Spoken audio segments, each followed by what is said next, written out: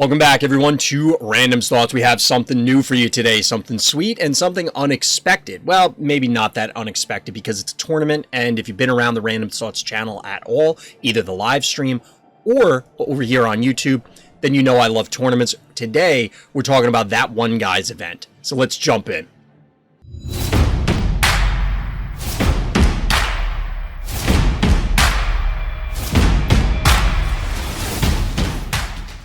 So here we are zoning in.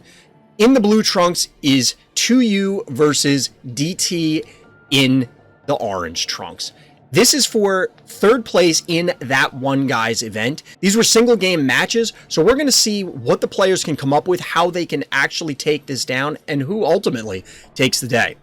Quick aside, everybody, before we get into the actual content, I was accepted into the Phobies Content Affiliate Program, the content creator program, you might call it. Shout out to the Phobies team, and thank you for that. But the reason I'm telling you, everybody out there, dear viewer, dear listener, is to let everybody know that I do receive some compensation from the Phobies team as a result of being part of that program.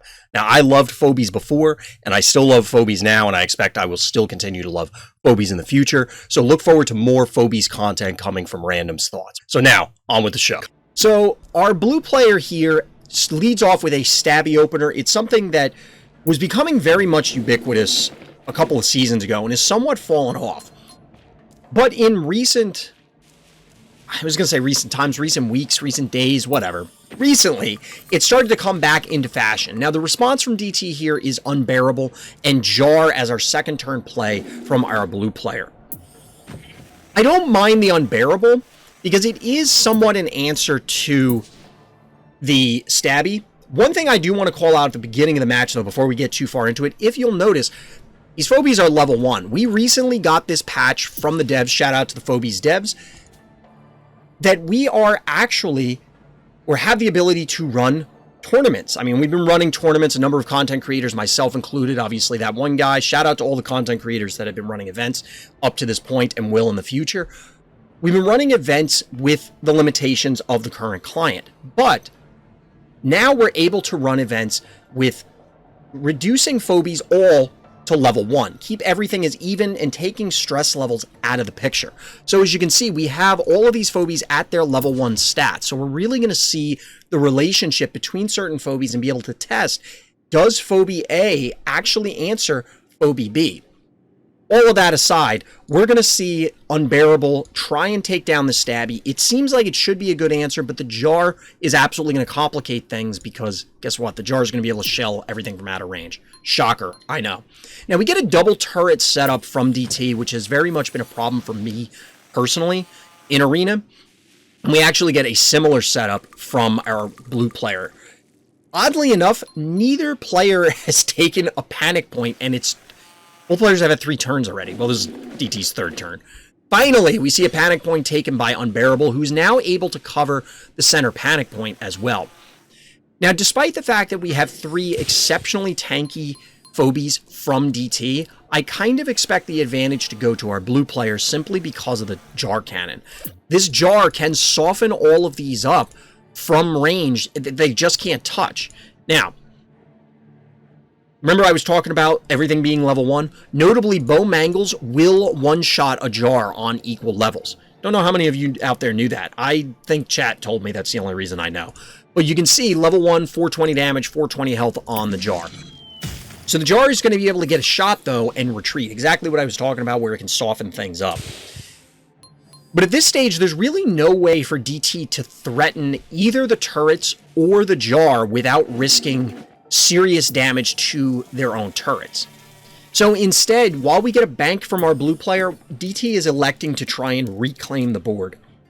And I think this play makes sense, because if the Jar advances in basically any direction in order to hit, well, except for this spot, I was about to get to that, but our blue player beat me to it. If they came over here to try and hit either of these, something advances and kills the Jar. Well, actually, the stabby wouldn't.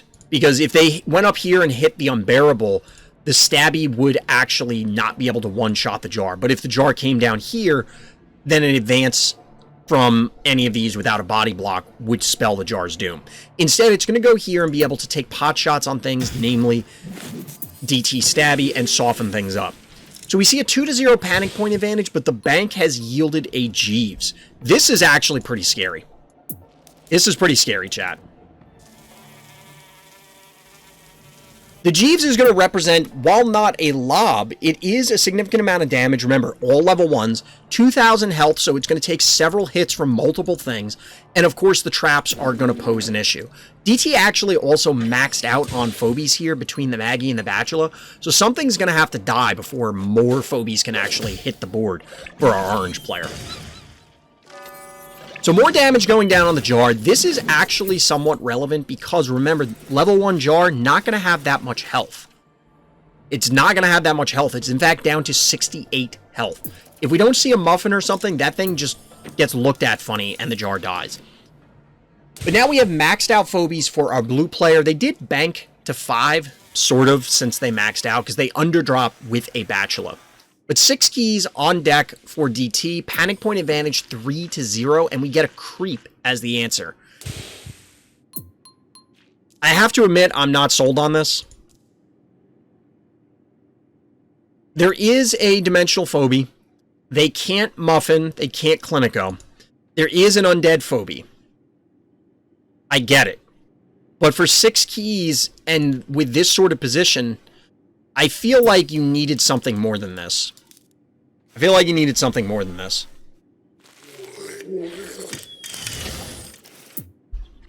Alright, so we get the trap going down. Get the trap going down.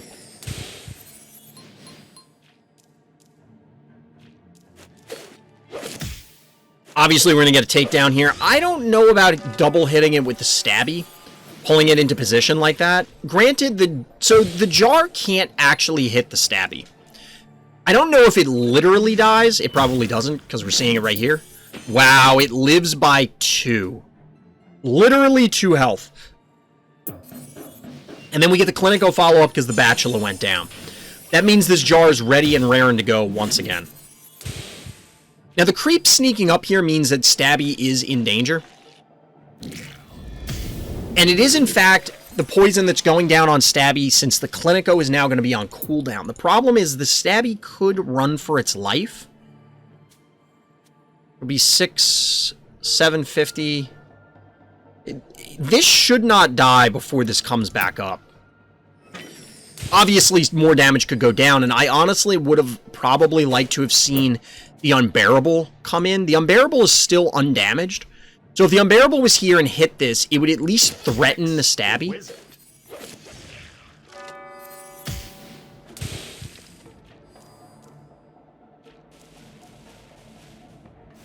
I think that's a missed opportunity for our orange player here. I could be wrong. We have 10 keys banked, and we see a Pterodactyl chewing up the vast majority of them. It's been a while since I looked at a level 1 Pterodactyl. 425 damage, 1600 health. It's a 3-0, well, was 3-0, 3-1 panic point advantage. We're actually going to get a freeze here. This is problematic. That's bold. So trading the jar for the stabby, I guess, is fair. I guess that's not unreasonable. And then we see Murderwing come in order to recap the panic point, and stabby getting into the middle while the getting's good, because you can't. It's going to die to the poison ultimately, so you might as well cap this. Oh no. I think DT must have lost track of the traps here. Because this one had to have been, I guess it's a 50-50 shot. There could have been a trap here, and you're just mind gaming them. We're about to find out if DT gets blown out here, because it could very easily be like the Unbearable kills this, and then DT invades to try and damage the Jeeves with these two, not killing it, and then they're both frozen. This game's over in short order, so that may be the case. Okay, maybe not. Maybe not. So we do get the Pterodactyl reclaiming the center. The final phobie for our orange player is Baby Snakey. Now we do see a frozen Maggie and a frozen Bo Mangles. oddly enough, the Maggie's going to allow the Bow Mangles to hang out for a little while longer.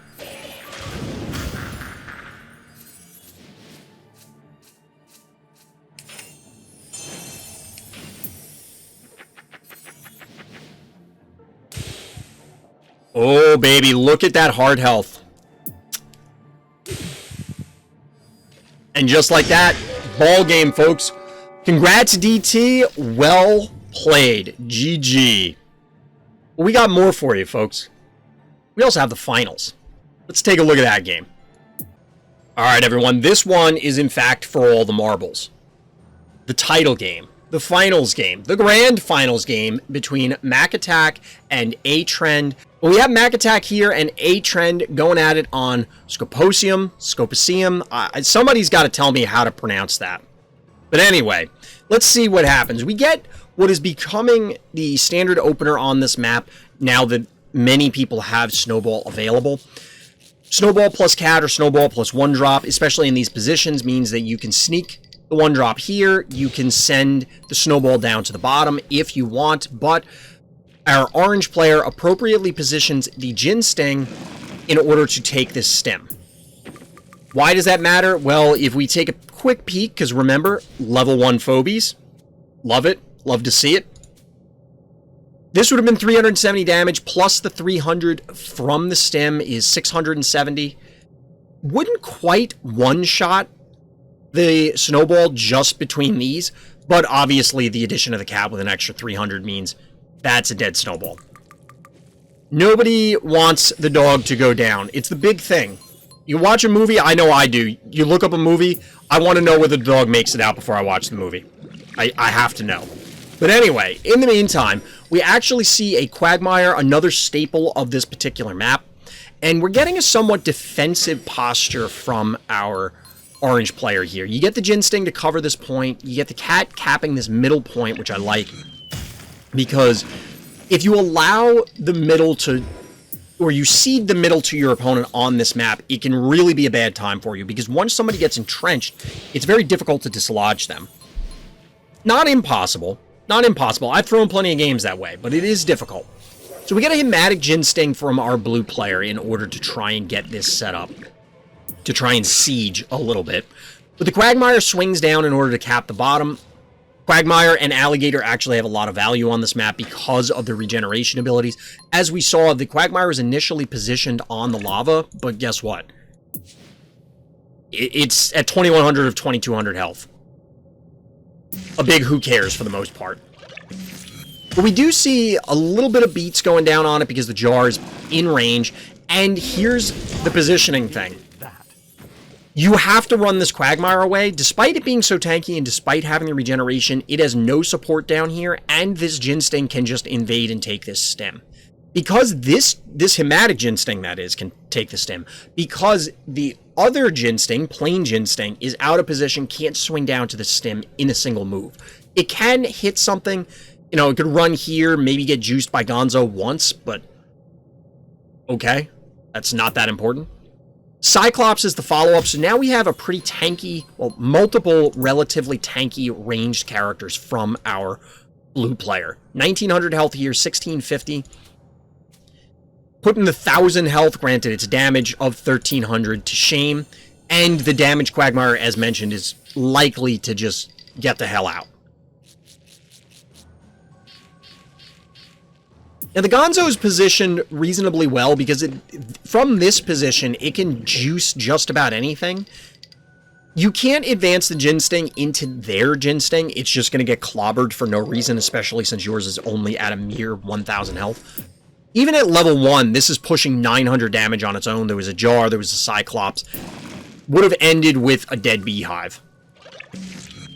But the beats on Quagmire are continuing to go down from this jar. The jar is somewhat taken itself out of the fight for a little bit because it's going to have to reposition awkwardly depending on how our orange player responds. So Quagmire takes the center with 1600 health. It'll be 200, so it'll be 1820. That still feels dangerous. Like an invade here, because this is 900. This is going to be 4, so that's 13. 15. You will need the Cyclops. You will need the Cyclops in order to actually kill it. So this might be risky. Plus, you would end up likely losing your Gin Sting. So you kill the Quagmire, but you lose the Gin Sting in the process, maybe even your Cyclops as well. Because they're going to juice something with Gonzo. I expect we have to see a retreat from our blue player who's banked 9 keys. Despite all of that damage going down on Quagmire earlier in the game, it ultimately didn't matter. So we do get more bees, and it's Chuck. Your favorite, my favorite, and 9 out of 10 dentist's favorite. It's Chuck. The man has some halitosis.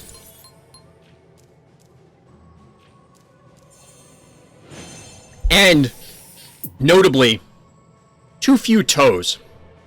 You can tell that Chuck is stitched together, and it's like, okay, there's going to be problems with, you know, you creating a Frankenstein monster kind of thing. But, why did you skimp on the toes? If you are if you're going to go to the lengths to create this enormous undead regenerating monstrosity, did you really have to cut corners and not give them all the toes? Or all the fingers, for that matter? I'm giving them a break that there are no eyes, that either the eyes are really tiny and we can't tell, or, like, these are antennae. Even though they look more like hairs, but regardless. Wow, we get a Gonzo plus... Wow. Gonzo plus Stim on the Hevo in order to take down the Snowball. Given that snipe, that's not bad. Because now... Yes. Let's look at the position here. Orange player is down 3-1 panic points, but they're going to claim this bottom one. They might even be able to take this one. Not likely because of the Chuck, but still. But still.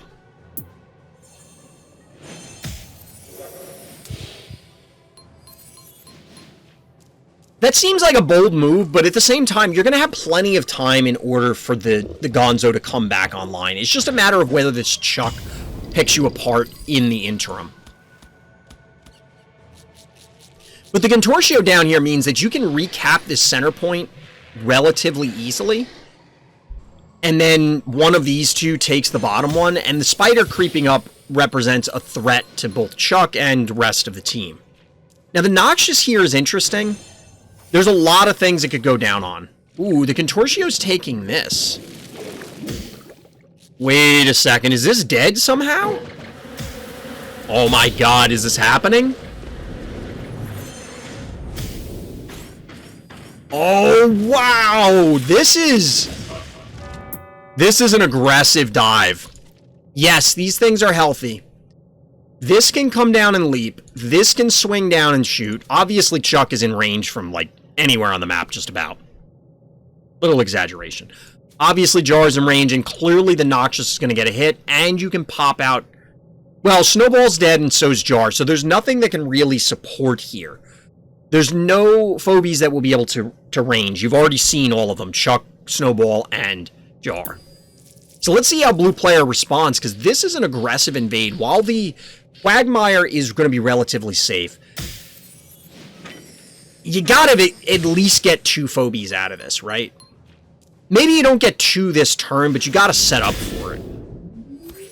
The problem is you can't necessarily bully them. They can just hypothetically retreat to the healing spa. So down goes Gin Sting. I needed that. Oh, the cat is going hard hunting. And we got a Clopster as the penultimate Phobie from our blue player. 1 key remaining, 11 for our orange player. So after the dust settles, we have a very damaged Hevo, a very damaged Cyclops. So neither of these can really just stand on the stim safely. Between Clopster, Jar, and Chuck, you're going to end up dead. The Cassowary is likely to go down. 7,000 health to 5,300.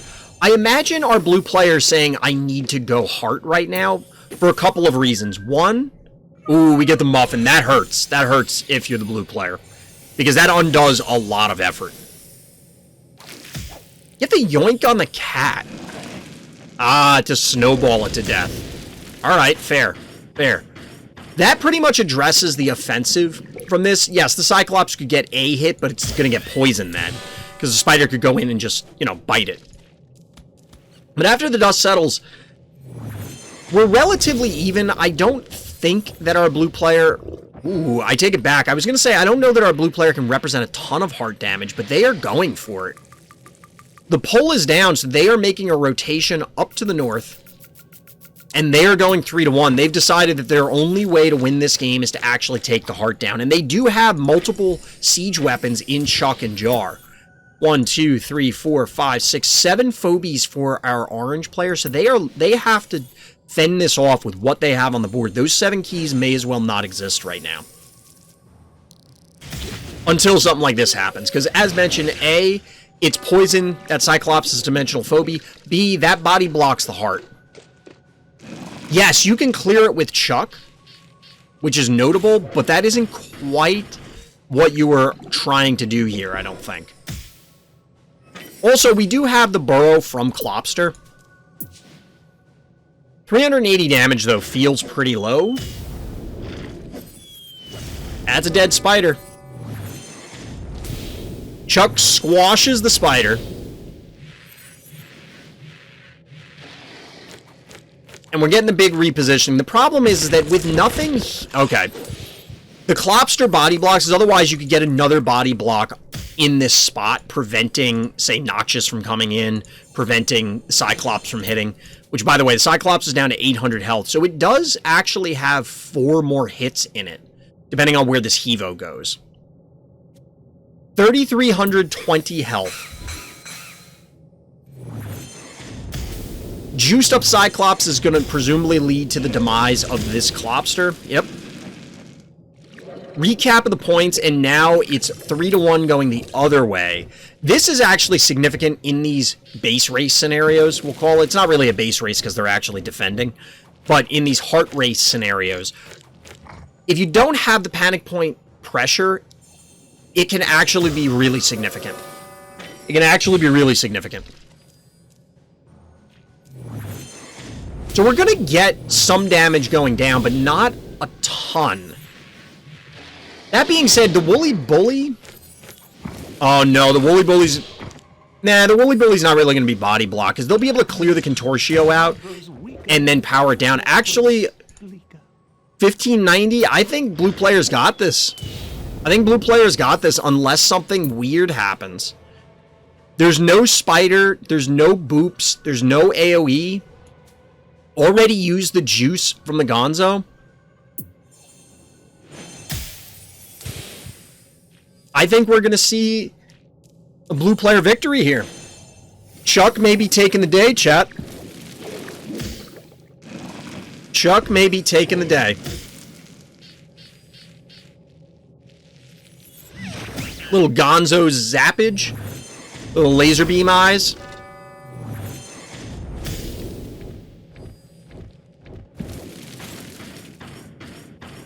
Wait, are you not powering this down? Okay. I was gonna say, you didn't forget the power down, did you? I do appreciate the Contortio going... Ooh, that's pretty cool. Maybe use that as the thumbnail. The Contortio on the lava kind of... You know, it feels weird. Oh, well, don't put stuff on lava, but at this point, doesn't matter. Either they kill you this turn, or you have to fend it off next turn. That's the only option. But in fact, macattac does take it down. So grats to macattac. Congratulations on the victory in that one guy's tournament. And shout out to that one guy both for hosting and giving me the opportunity to cast these games. These were super cool. I'm looking forward to events in the future. But that's going to do it for this particular set of game breakdown. So as always, everybody, thank you for listening, thank you for watching, and Black Lives Matter.